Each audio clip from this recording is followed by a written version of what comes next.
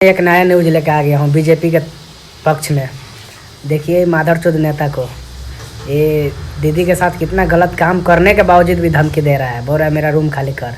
ये बहनचोद को फेरा में जो भी आदमी पड़ जाता है, ये लोग गलत इस्तेमाल आदमी का करता है। गाली नहीं देना चाहिए मगर गाली देने का मजबूरी पड़ता है। बहनचोद ऐसा आदमी को बीजेपी वाला कैसा सीट दे देता है, यही तो मैं नहीं जान पा रहा हूँ। इतना दरिंदा को क्यों साला रखा है बीजेपी वाला।